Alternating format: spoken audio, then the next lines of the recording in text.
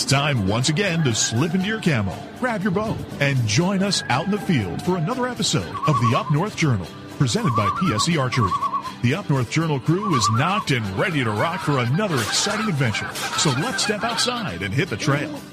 Welcome back to another episode of the Up North Journal, everybody. I'm host Mike Adams, sitting in the cabin tonight with Dan DeFaw. Before we get started, we want to help you save some money. That's right, folks. Don't forget to use our promo codes to save that money. And let's start off with buckbaits.com. That's right, the brick and mortar store of Buck Baits down at Sterling Heights, Michigan at 15 and Dodge Park. Go over there. If you're on the website, buckbaits.com, use the promo code UNJ20. That will get you 20% off your order. For those of you who are looking for Easy Cut products, make sure you go to easycutproducts.com. And when you're there, use the UNJ promo code UNJ15 off to save 15% off your order. And let's not forget Lincoln Roan over at packermax.com. It's never too early, never too late to think about the Packer Max. Go on over to packermax.com, use the promo code UNJ25. That'll give you $25 off your order over at Packermax Outdoors. For those of you looking for some new firearms and firearm products, make sure you go over to theislandarmory.com. While you're there shopping, use the promo code UNJ10 to save 10% off your order there. If you shot that bird of a lifetime and you want it mounted, don't forget Troublesome Creek Taxidermy. We've had them live on the show. We've talked to them. You want to get 10% off your order, go to Facebook, go to troublesome.creek.7, find their website. If you go to our website, UNJ, make sure to click on the button to download the form. You get 10% off over there using the code UNJ10. Looking for that game call, whether it be a squirrel, whether it be goose, duck, deer, make sure you go to JPO Game Calls. Look for them at jpogamecalls.com, and while you're there shopping, use the UNJ10 promo code to save 10% off your order. And Miller Deer Tracking, the man that seems to never sleep during deer season. Get 20% off your next deer tracking using the promo code UNJ20. Look for Miller Deer Tracking on Facebook or give him a call over at 810-240-4891. Looking for the hottest new plastics to take on the water, whether it be hard water or soft water? Make sure you go over to southernindianabaitco.com. While there, use the UNJ promo code UNJ10 to save 10% off your order. Deer Camp Coffee, folks. We drink it every night on the show. You want to try it? You can go to the brick and mortar store at 15 and Dodge Park at Deer Camp itself, or go to deercampcoffee.com. Also use our promo code UNJ10. You get 10% off your order. And don't forget, get a bag of the UNJ medium roast blend there as well. All right, Danny, where's our live view camera look from tonight? And this week, we are going up to western side of Michigan, up to Traverse City, where it's a balmy 35 degrees on the day before Thanksgiving. Traverse City? Traverse City. Going to Traverse City tonight. Yep, we got a live shot downtown. The street looks like it's popping pretty well. It looks like there's cars driving up and down. And, why not start off on the western side? Because I know last weekend they got hit with a little bit of snow. A little bit of snow. But it looks like they got it all cleared in Traverse City. So yeah, looking a little Christmassy up that way. Right? You know? Everybody's doing their shopping, getting ready for Thanksgiving. We are getting that Christmas thing going, but first we got to do some Thanksgiving holiday. That's right, tomorrow. Right? You got the bird ready to go? So we're celebrating actually on Sunday. Okay. So we're going to have multiple family puzzle. Gotcha. Right? Okay. So Gabby's got to work actually tomorrow at the hospital. Eating a little bit on Thursday, eating a little bit on Friday, eating a little on Saturday, and having the big feast on Sunday. Pretty much that's kind of how it's going to work out, right? So it's one of those things we just take it and we run with it. We adapt. There you go. Shout out to Adam Wynn tonight, man. Hope you're feeling better. He's a little under the weather there. Yes. Our fisherman from the Up North Journal fishing crew over there. So how's the week been? Oh, man. 2 weeks been, actually. We haven't done shows in 2 weeks. Last week I was in the UP and doing all that fun stuff, which I was like basically living through every season there was. Right. So it's like, yeah, it's Michigan. It was classic for a Michigan week. Okay. In November, So we'll talk about that. Then we did pretty good. I got a report yesterday that still not seeing anything new, so they're still trying. You still got family up at camp? Yep, we got 5 cousins up there. They came in the day we were leaving. Gotcha. So okay. Yeah, so big shout out to Tom Gensel out there and Tammy Delk and joining us tonight. And that's right, Mark Coleman. I will tell you what. I'm going to tell you about my hunting story. There you go. Well, hopefully everybody's got their bird ready to go. Hopefully their bird is thawed out. That's the main thing right now. If not, You're bumming. you better go to a Chinese restaurant and get dinner tomorrow, because you're not going to have one. If your bird's not thawed out, it's not going to be For sure. ready. That's for sure. And Adam's kind of right. We'll actually... Well, I don't know. These temperatures are being a little squirrely. It's really nice today. Yeah. You know, so I don't know how quickly he's going to get his ice that he's wishing for. You know, it's supposed to be in the 40s, I think, here for the next week and a half. Yeah, it's not... I don't think we're going to get chilly cold. Yeah. But... Where do you want to start tonight? We got kind of a hodgepodge of things to talk yeah, about. we got a hodgepodge. Do you want to start with me and then we'll roll through it, or you want to start how you being thankful, Thanksgiving kind of type of show? We'll save that part for the end. But I tell you, let's. You got some. You told me you had some things you weren't going to tell me about. Yeah, we'll save that a little bit. But I want. Okay. But if you remember, 2 weeks ago, who did we talk to? We talked to Carrie Z.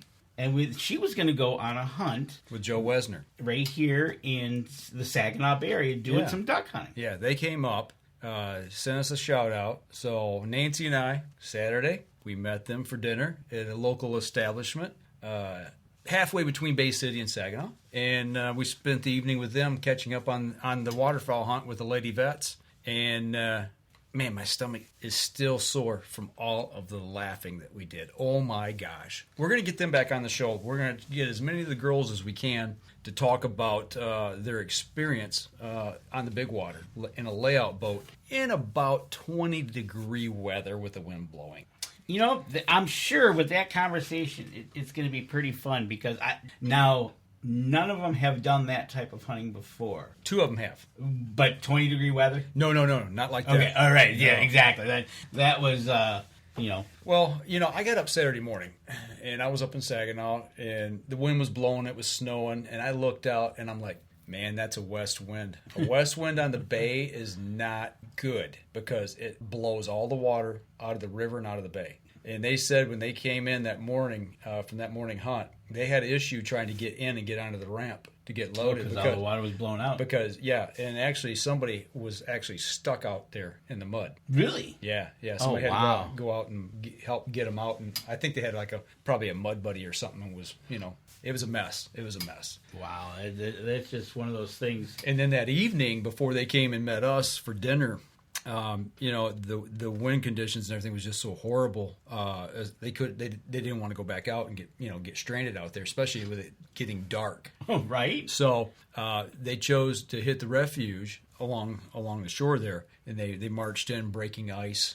And it took them an hour to walk 0.6 of a mile and get set up. Really? Yeah, it was pretty bad. They broke ice to get out there. So they were sitting in flooded corn. So they had 4 girls, 4 lady veterans, 1 from Wisconsin, 1 from Illinois, 1 from Kansas, and 1 from Colorado. And they shot some birds, but they had quite the experience, to say the least. So well, we got to get them on the show so we can hear about that experience. That show will come with a disclaimer. Yeah, we're not going to be able to control that one. It's going to be off the hook. And I don't see any possible way that some language will be flying. And and that's one of the things. We do a live show, folks. Yep. We don't have that 30-second beeper button or whatever they have out. So it's live. With that being said, I want to give another big shout out to Todd down at Troublesome Creek Taxidermy. Scott Tabor. He is, or Scott, I'm sorry, I said Todd, but Scott. He is one of our newest supporters, and he is a veteran himself from the Marine Corps, and he donated 4 bird mounts to the girls. He did, and can't wait. I hope to get some pictures of them when they're done so we can see how he did. When they get their birds back, I told him, I said, we need pictures, and we're going to get them back on the show to talk about their mounts. And I want to get Scott back on the show as well with them so we can let them kind of talk back and forth about that whole process and how that all worked out. Right, and that'll be awesome. So, hey, speaking of Thanksgiving, I want to thank you for the new chair leaving. You like that? Yeah, thank God, because it started off like this, and luckily I can get a little higher. Oh. But I am moving up. Your chair is still out in the garage. All right. We do have another chair to match, just like this. So yeah, I got a new used chair. It needs a little oil. Yeah, you need a little easy cut. Right there, some Slick It. Right? We'll put some Slick It on it here at the end of the show. There you go. So, but so big shout out to the lady veterans. Went out there, got some birds. Can't wait to have them on the show. Can't wait to see the mounts when they come back in. A big shout out to Ultimate Veteran Adventures as well. Joe Wesner there, who helped get them out and up here to Saginaw Bay. It takes a lot logistics wise, especially when you got them coming from Colorado, Kansas, Wisconsin, and Illinois. Yeah. None from the state. And I did find out something else interesting, and hopefully, you don't know this yet, but hopefully we're going to get somebody on the show from an alligator rescue that's right here in Michigan. Alligator rescue? Yes. Okay. All right. That's all I'm going to say. I know we had bear rescue in the state. We've got an alligator rescue. We have an alligator rescue? Yeah. I didn't know we had that many alligators in the state to rescue. There's a few. And right. they're at this place, and yes, it's I found all right, I found that out that night at dinner. So really, yes, they showed me pictures. I'm in. Is it in the lower or the upper? Yeah, in the lower. Okay, it's about 2 hours from here. Okay, I think we're gonna go see some alligators this year here in Michigan. Nothing like going to pet an alligator. There you go. So, but nope. Shout out to them for a hunt well done. I think actually I'm gonna bring a toothbrush and I'm gonna have you brush your teeth. Okay. I think they'll let you do that for a nominal fee. Well, you're paying if I'm doing it. And we'll do it live because everybody wants a YouTube moment, right? Yeah, there you go. So, yeah, no, it was a good time. We had a good time eating them. Had a good time talking with Carrie, catching up with her. No Mark Coleman. No alligators and kayaking. So, Troublesome Creek, Speak of the Devil, they're right here. They just joined us on the show tonight. We're just talking about the mounts and the ones you donated to the girls. So. But anyway, so where are we going to go from this? I tell you what, let's take a quick break, take our first break, get it out of the way, and we'll be right back after this. Absolutely. All right, we're going to step outside. We'll be right back after this message.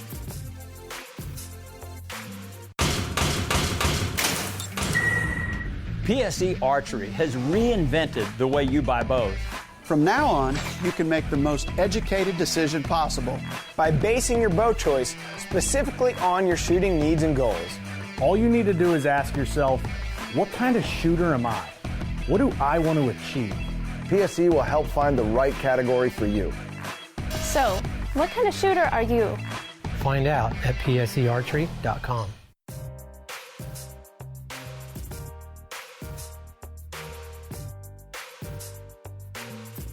Welcome back. Second segment of the show. We talked a little bit about duck hunting. We talked a litk bit about alligators. Now it's time to talk about some deer hunting. Let's talk about some deer hunting. And first off, we were in the break, I went and brought up our up-to-date list here in Michigan. It's funny you mentioned that. Did you see me loading this earlier? Oh, no, I didn't. All right. So we said we were going to do this. So the night before, or actually that morning before the opener, sitting in the cold dark blind, I took a snap. And this... Oh, no, it says the 16th. That's not right. That is the total after opening day. Or no, that is the one that I reported. That's what that was. Okay, makes sense. I'm like, there's no totals on that. Right? Now I got to look it up on my phone. Okay. All right. So as you do that, currently as of... The reason I saved that is I want to talk about the fact that it was so easy to report. It was. It literally was. As of 7:46, we are up to 217,725 deer reported. Okay, so the morning of at 5:03 a.m., which was 2+ hours before shooting light, the total was 97,253. Okay, so we're just under 100,000, basically 2,500 under 100,000 deer, which I thought was a lot of deer taken during archery season. I would think so. You know, and then after the opening morning, I think I took another snap. Yes, that at 11 o'clock that evening, we were at 117,499. So 117,500 deer. So basically, that first morning, there was another 19, almost 20,000 deer reported. Yeah, right at 20,000.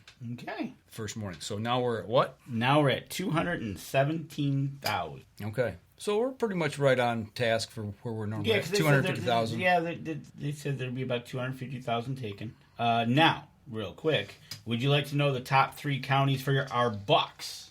Lay it on me. Mount Calm. Not a surprise. Sandlac. And Jackson. Okay, so west side, northwest side, the Thumb area, in South Central. Yep.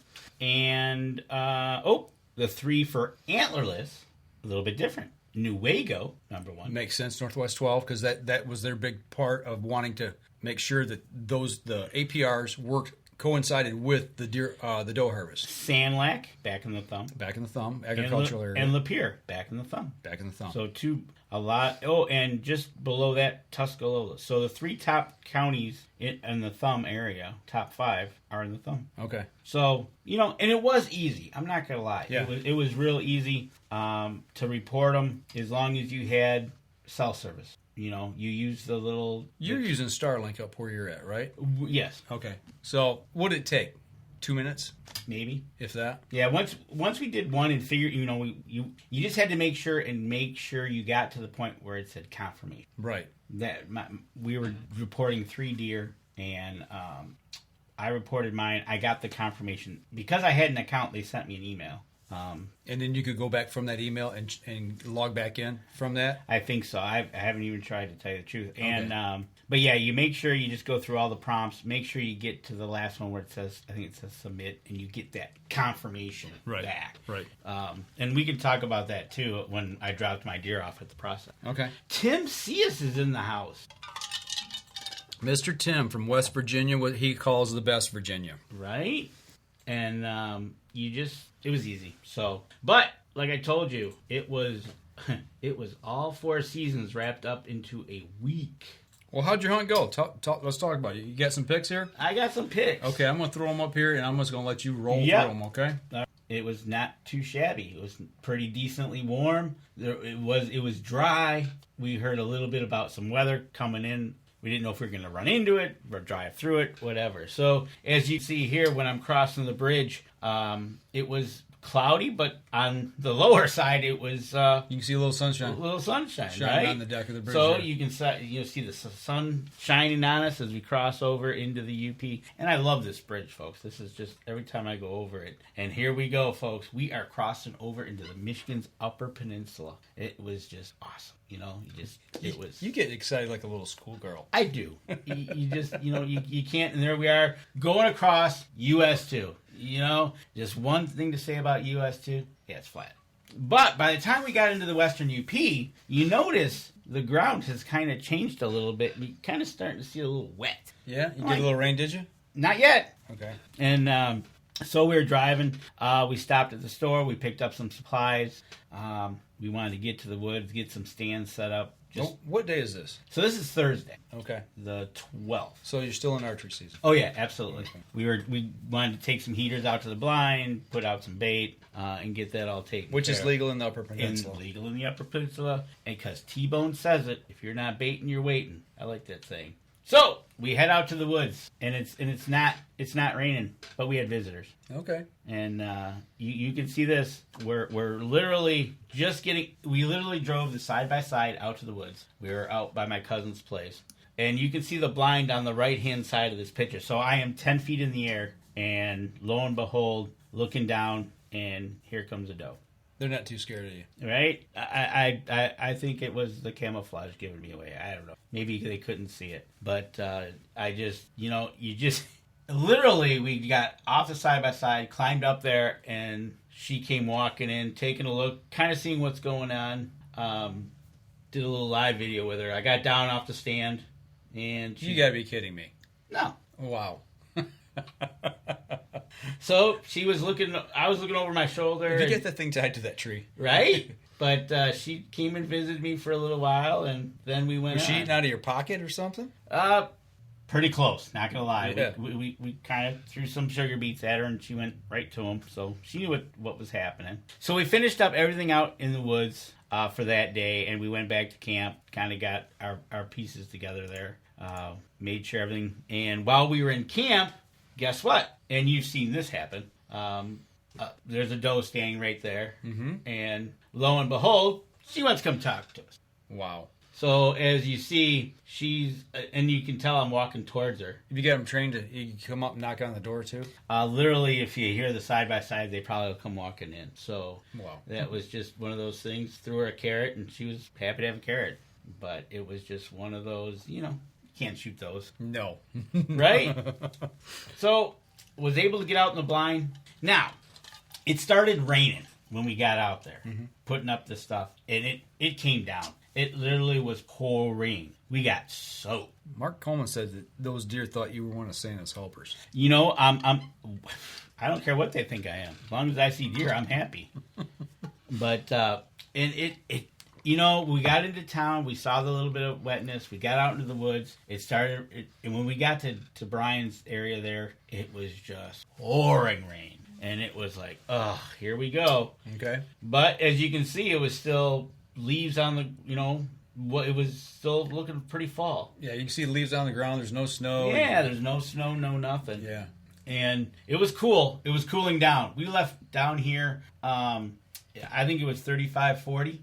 And when we got up there, it was starting to cool down. We were watching the temperature drop as we were going west. Okay. And it was like, oh boy, this is going to be good. And sure enough, here comes the snow, right? Starting to get those big old snowflakes happening. I'm like, oh, this is going to be good. Now, by this time, they had already talked about the western UP and the Superior line getting snow. Okay. But we lucked out here that we did not get it. And it started getting heavier, folks. Did you start to see more deer movement at this point? Beforehand? A little bit. I think they were hunkered down for a little bit here because the wind was starting to shift, right? It was starting to come more out of the north for us. And it started, like I show it on the blind there. And while nothing better than using our own products out there to make sure which way the wind's coming. And that, you know, when I go to use the wind reveal, it was coming out of the north, blowing in my right, out my left. So I was facing west, so everything was good. And I had my mitt on, keeping that hand warm. I was using the crossbow, and I was trying something new. Mark Coleman, I had talked with him about this, and you can see in this picture here, trying to do using the rope with over a scrape or a something of that nature. I've seen it. We've seen it. Mark's shown pictures of it. So I was trying something new. Did you put any lure on the rope? I sprayed some scrape stuff on it. That's what I had from Buck Bait. So I'm like, all right, let's just go with that and see what happens. Did you make a scrape below? Yep. Okay. I made a scrape below and just see what happens. Did you notice anything using it? Nothing. Okay. So again, it was my first try. I've got some other ideas I would like to try with it. Well, I know a lot of guys use the orbital gland lure. Yes, that's what you should be using. Yeah. But I didn't have any. Okay. So as you can see, still brown on the ground. Okay. And of course, you got to have good breakfast, right? That's what deer camp's all about. I know, right? Nothing like a bacon, egg, and cheese sandwich to start the morning off. And then from there, back out in the woods, I was in a pine tree. So what do you think I use? Pine, right? Try not to spray it in my eye. But made sure of that, and that was fun. So you guys seen any bucks at this point? Right here. First deer in. Okay. Big old spike. All right. I'm like, all right. So we pulled some cameras. We had, I had 2 cell cameras operating, and I added 2 more. I went out and I bought the Tacticam Reveal Pros to try. Okay. And they worked flawlessly, actually.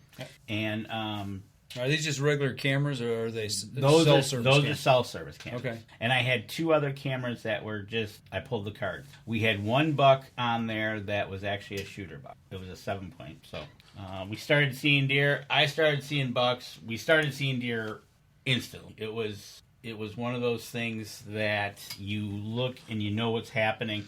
The deer are starting to move because you can see now that I've got snow on the ground. Did you see any chasing going on? Oh, yeah. Yep. Saw some chasing, saw some does chasing bucks. It was pretty good. Does chasing bucks. So get off my food? So or get away from my butt? I don't know if you've ever noticed this up by you, but have you ever had a doe take a run at a buck to get him to come after her? Never paid that much close attention. I don't think so. Well, that's what happens up there. You've got too many does and not enough bucks. Exactly. It's like, come over here, big boy. Dance with me. I've seen it more than not. Really? Yeah. It started a couple years ago, and it's like, and that spike you saw was one of them, and they were going after button buck. And it's like, come on. And it's like, they would take a run at him. I got a comment there, but I'm not going to go right. They would take a run at him. They would pull him off. They would go run around, get his attention. They'd go running off. More times than not, he would come back and be like, yeah, okay, that was whatever. And that's what was going on. Wow. It's like, really? But the bucks were cruising. As you can see here, the snow started coming in, and it got white.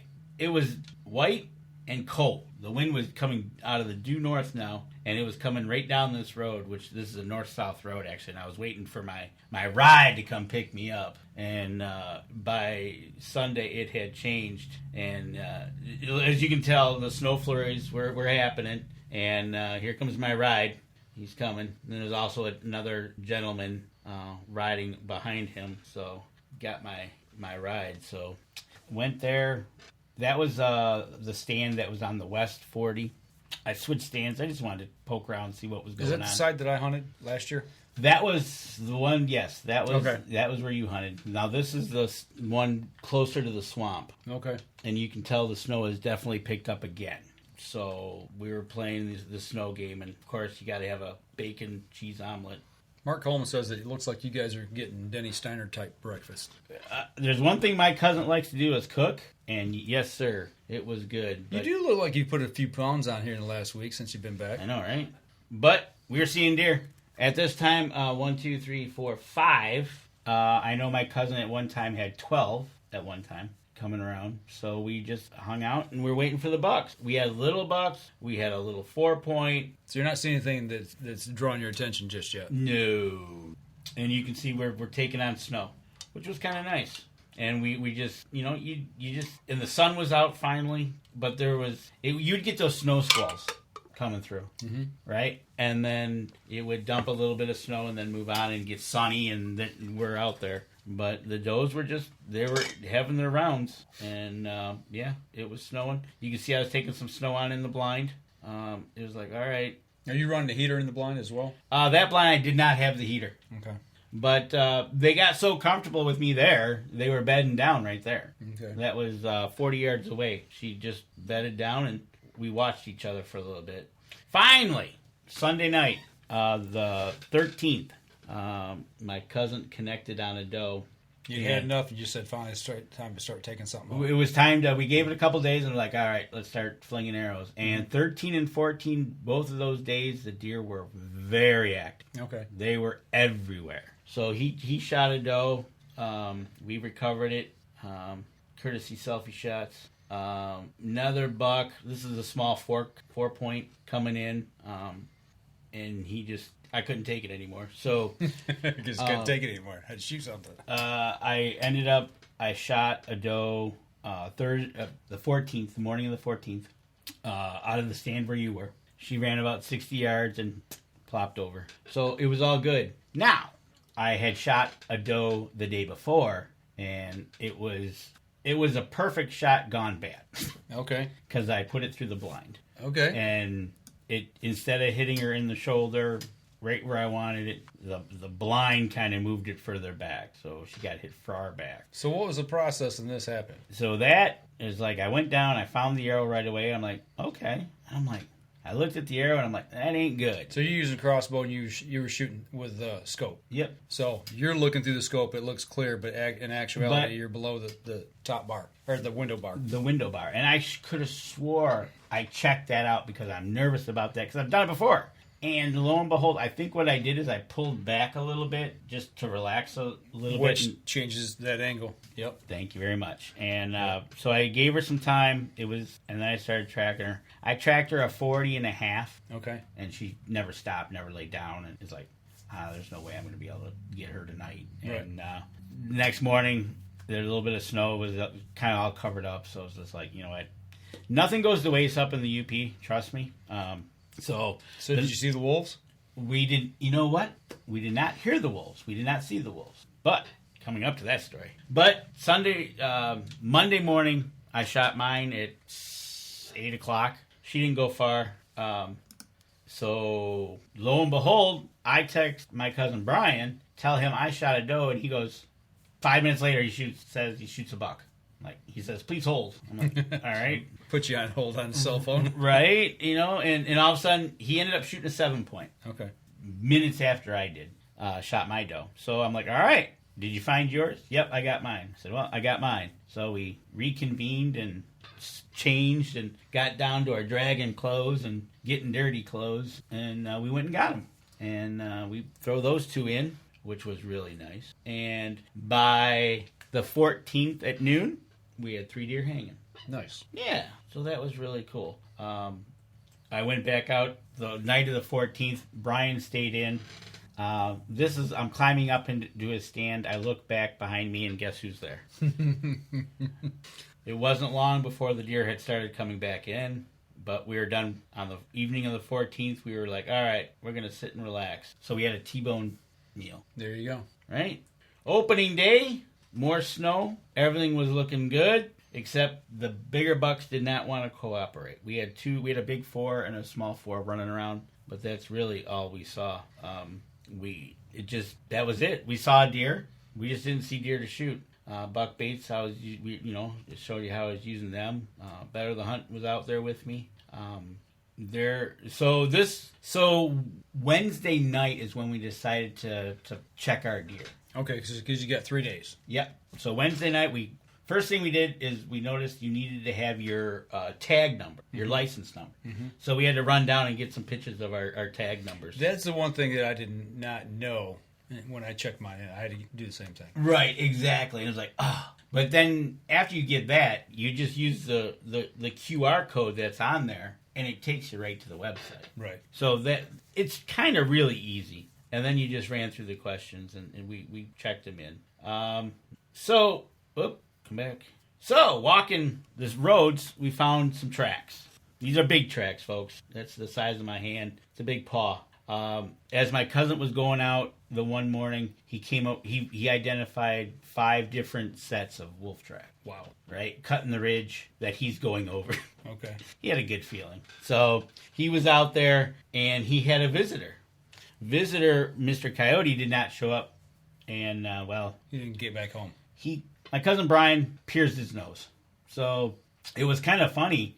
He saw it probably at about 100 yards going, and then it kind of was coming in, and then there was a gunshot off in the distance, and it started to take back off. And all the while this was happening, a doe was in, and the coyote then, what it did is it button hooked back in and went into a sneak position. Okay. It was sneaking in on the doe. And at about 45 yards, Brian said, he had enough with you. And dropped it in its tracks. Nice. So why you see it in this position is because we learned how to skin them.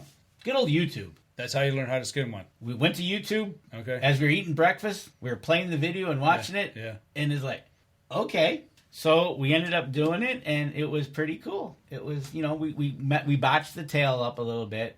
We broke it in half, but it's like...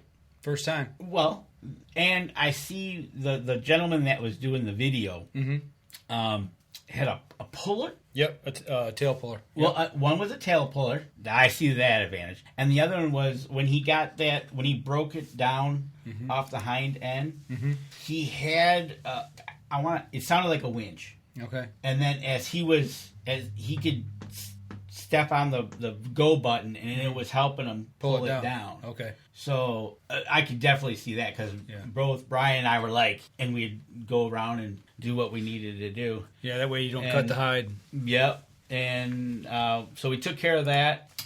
And you got to have a posse when they're in the UP, right? So they say. Oh, it's so good. So then this guy showed up.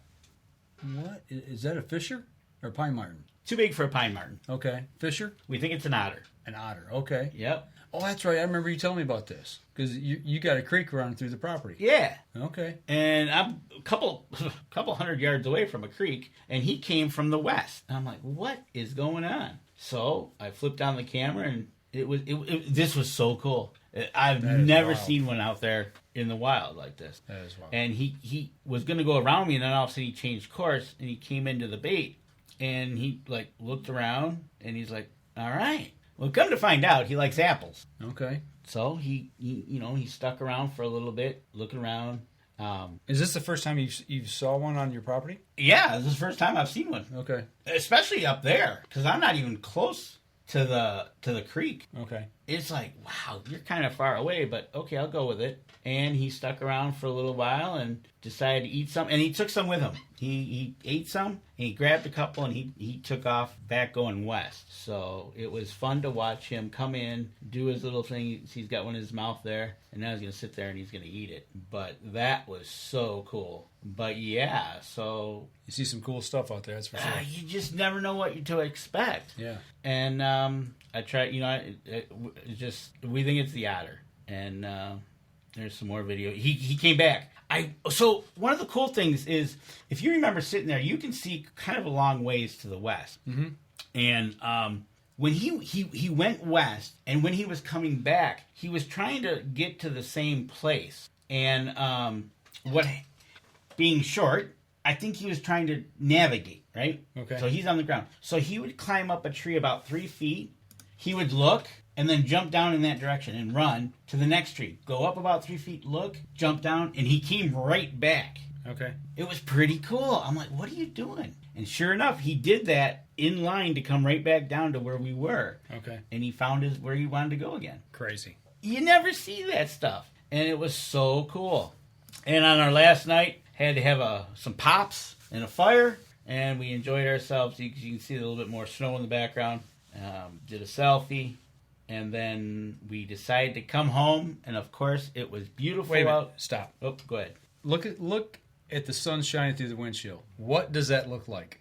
Does that not look like the Lower Peninsula of It looks Michigan? like the state of Michigan. You're right. That is pretty cool. That's pretty wild. We're heading to the lower.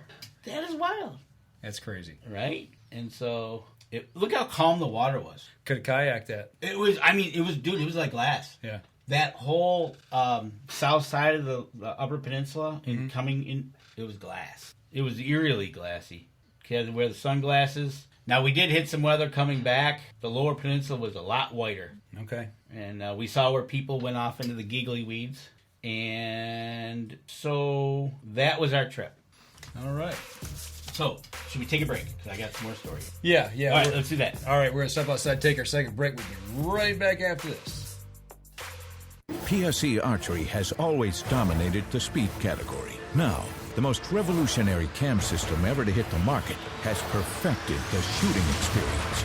Introducing PSE's Evolve Cam System, featuring extremely high let-off capabilities and the smoothest draw cycle in history. No other cam system has ever delivered this level of total comfort and total control. Experience PSE. Experience performance. All right, we're back. Third segment of the show. Danny's playing with pictures over here. He says he's got another story to tell. Yeah, so we had 3 gut piles. Mm-hmm. What are we going to do with them? So we decided to dump them in the field. You know where Gabby sat? Yep. That first field, we turned right, went to the end, we dumped it. And put a camera on it. So we got to do this. This is going to be cool. So we put the camera on it, and as you can see here, it's 2:06 in the afternoon. Okay. And I had just set the camera up, and, sorry, folks, it's a gut pile, so there's blood and guts. What did you do to Mildred? 2:30, I'm getting stared at and asked, what did I do to Mildred, right? Yeah. This is Brian's doe, so this one's asking what's going on. That's a nice doe, actually. 3:08, Ravens. A raven shows up. Okay. Right? And you can start to hear him. Like, wow. Literally. Calling in the troops. Less than 24 hours later. Gone. It was gone, down to just the gut content. Okay. No wolves, no coyotes? None, no wolves, no coyotes. The ravens did this. Okay. It was amazing. So, moral of the story is the ravens take care of all that stuff. If they're around. If they're around, they will take care of it. Now, we dumped that one. That was Sunday at 2 o'clock.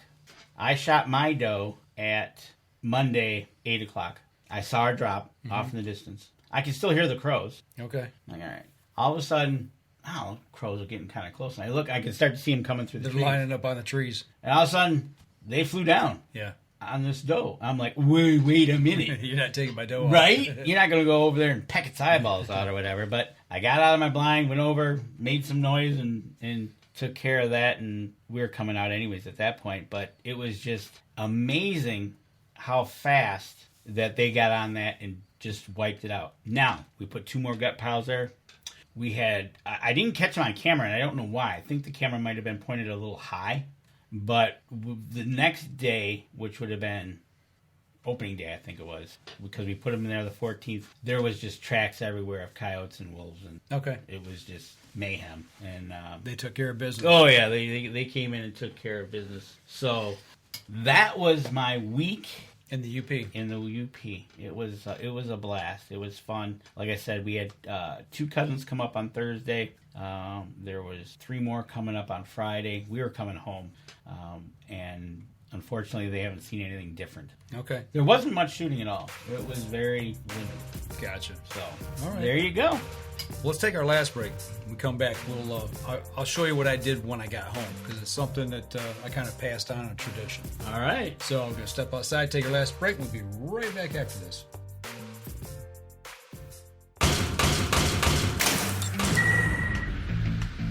Acceleration is part of PSE's DNA. PSE pioneered the speed movement. Now they've developed the vapor category to help you find the most powerful bows on the market to fit you. High speed equates to intense power and building the momentum you need to be successful. Are you a vapor shooter? Find out at psearchery.com.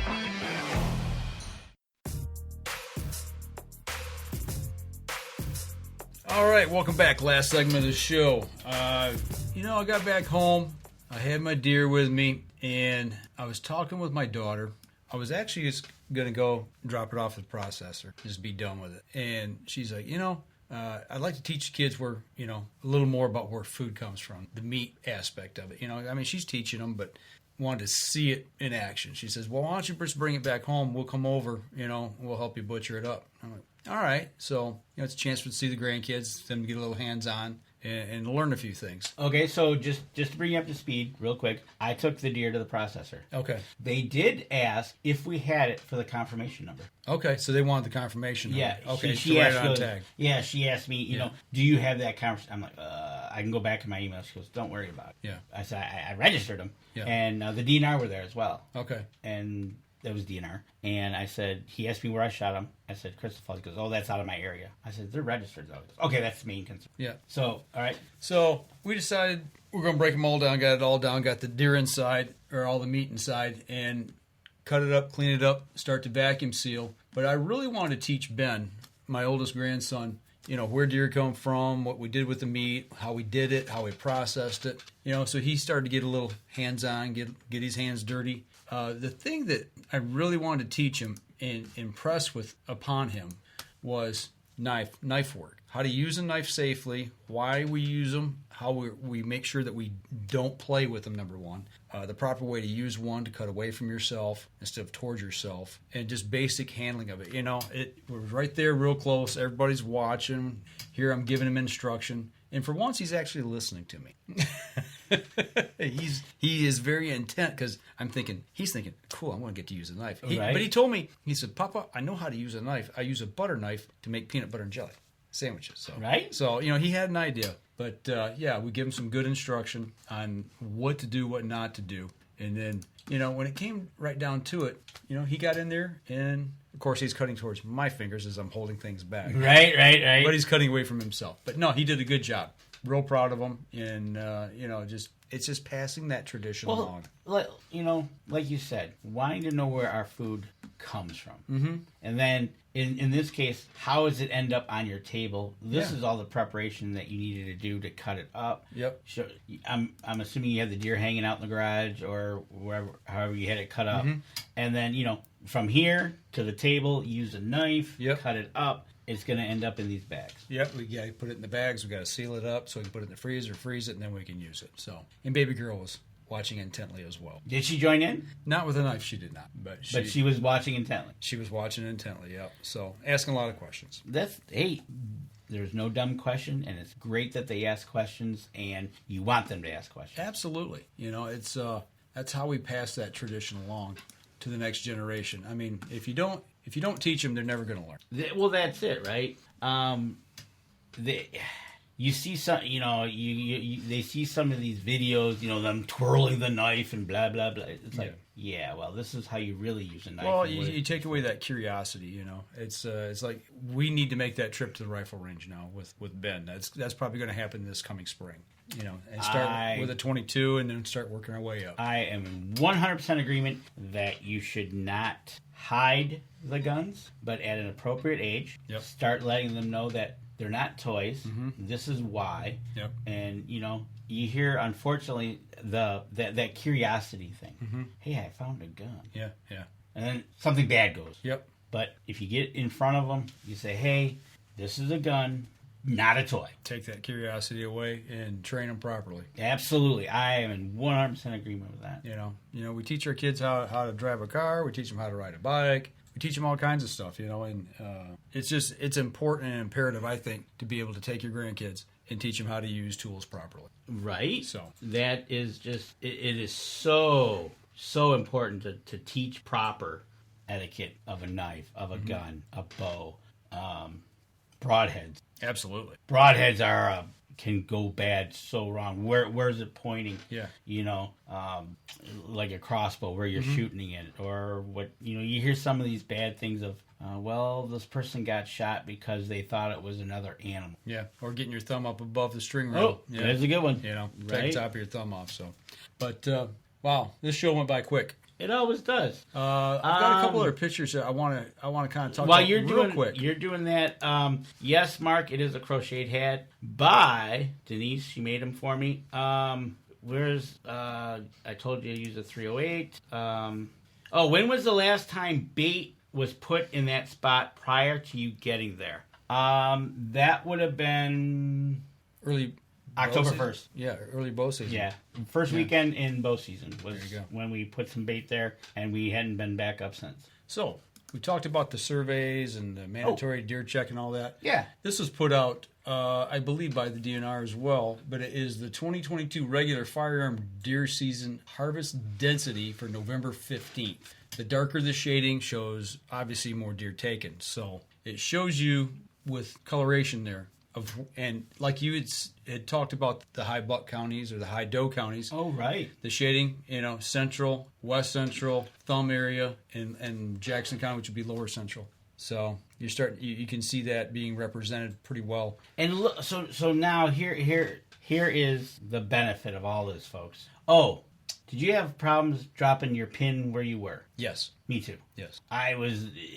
It acted funny. It did. It didn't want to track properly. Okay, good. Me too. Yeah. It was a general area. But look how fast they got information out and can tell you how now exactly this harvest is happening. That right there is in one day. Yep. They got the data that fast. Yeah. And turned it around, put it into a format that everybody can look at and go, well, we know where most of the deer are. And then there was something else that was put out. And this was put out by Genesee County, the county that Danny and I live in here. And they said, if you want to scout, why not use deer car crash maps, density maps, to scout areas to hunt? And I thought, right? It's a little different. But it's out of the box a little, but absolutely. But it shows, obviously, where the darker it is. The southern, eastern corner there. Yep, southeastern corner, and down the I-75 corridor, and down the US 23 corridor. So, and I asked the girls, Kelly and Erica, I said, so what was the shooting around here like? Mm-hmm. Yeah, it was like opening day. Yeah, I bet. Kelly was walking into school and the shots were ablazing. Well, something else I wanted to show here. I'm going to zoom in on this map, same map. Every those little dots is a car accident, deer car accident. From afar, it doesn't look like much, but when you zoom into it, there was 1,253 total crashes, reported crashes in Genesee County for deer car accidents in 2021. Yeah, and that was one county. One county. Reported. Right. Now think about that over in your Nuegos, and now granted, Genesee County is a pretty populated county. Yeah, it is. Yep. So, still, That's a lot of car deer crashes. Absolutely. So it would be interesting to go check out like Newaygo, Grand Rapids. Yeah. Or Thumb even area. Go into the Thumb area. Less population, but there's more agriculture, and there might be a higher incident. I'm of sure car if deer you look crash. going up M59 there, you'll see them. So, but that's a different way to think about it. Is looking where the. I thought about that. I was like, yeah, that's a little out of the box, a little different. So you know, sometimes out of the box is a little different, and it might lead you to some place to hunt that you might not otherwise think of. So right. So that's my brother's on with his grandson Lucas. What's happening, Lucas? Nice. Yeah, watching the show. Denny Steiner. When my grandson was 11, he went to help a neighbor who had killed his first deer and had no idea what to do. 11 years old. Evan showed him how to gut it, and then after getting it home, he taught the 20-something neighbor how to cut it up. There you go. Because that child was taught how to use a knife. Right, exactly. From an early age, and how to take care of a deer. I think you're right, Tammy Duck. They need to move those deer crossing signs to less trafficked areas. Absolutely. You can put one in front of your hunting blind, and maybe it'll increase your chances. Right, for sure. But I think all in all, it was pretty good. Well, on that note, we're going to wrap up the show. Thanksgiving's tomorrow, so hopefully everybody has a great Thanksgiving. It's been a rough week for me. Yeah, it's. We were discussing before the show, but what has been. Lost a couple people real close to me here. That's all I want to say about that. Right, exactly. And is the season over for either of us? Stay tuned. We don't know. We got till January. Actually, we got longer. It depends on where you're hunting. Yeah. Well, we got to January 1 here in Michigan, so we get, we go out and we might go have a sit or two. You never know. Right now, with me, work is a huge issue right now. You got work issues, and we're into that magic Thanksgiving to Christmas sprint. Yep, mad dash. Right? So next week, we got anything lined up yet? Not yet. We're just kind of in coast mode right now. We got a couple ideas on things we're working on. Like I said, we're going to get the girls back that were on the veterans hunt, talk with them. But that may not happen until after the first of the year. Probably. Maybe even after like ATA or what have you. So. Thanks, Mark. Appreciate that. So with that note, we want everybody to have a safe and happy Thanksgiving. Remember, the season is to be thankful for what we have, people we got around us. Same with Christmas, and remember the reason for the season. Absolutely. You had a Thanksgiving surprise show up on your front door? Yeah, my dad's in town. Yes, he is. So get to enjoy him for Thanksgiving. That's right. So other than that, well, I'll enjoy the extra overtime after I work tomorrow. Oh, nice. But that'll do it for us this week, folks. So y'all take care, and don't eat too much pumpkin pie. Too much. Pumpkin pie or sweet potato pie? Pumpkin. It's pecan, really. Pecan pie is the one. That'll get you? Pecansthebomb.com. All right, there you go. Absolutely. So what's it for you? Yes. Okay. I'm an apple pie guy. All right. But you throw a pumpkin in front of me, I'll eat it. Sweet potato pie, trying it. We'll see. There you go. I've heard. Oh, you're trying it for the first time? I don't ever remember having it. You'll like it. So they're like, oh, it's better than pumpkin. I'm like, yeah. All right, so I bought one today. I'm like, all right. Yeah. Let's just go from there. Yeah, but I don't know. There's just something about pumpkin pie. I think it's more probably traditional for me, family. But we always had pecan. I mean, pecan was really, really big down south. Right, for sure. So absolutely. Yeah. But really, apple pie or Dutch apple. There you go. All right, that's going to do us for us this week. Y'all have a great, great Thanksgiving week. And good Lord willing, the creeks don't rise. We'll be back again next week, next Wednesday night, 7:30. Y'all take care. This episode was brought to you by PSE Archery, Deer Camp Coffee, Buck Baits, JPO Game Calls, The Island Armory, Hacker Max, Sunrise Archery, and C3 Better the Hunt Technology. Thanks for listening, and join us again here next week. Until then, remember, as we always like to say, if you're out on the water or in the woods, shoot straight and be safe. Until next week on the Up North Journal.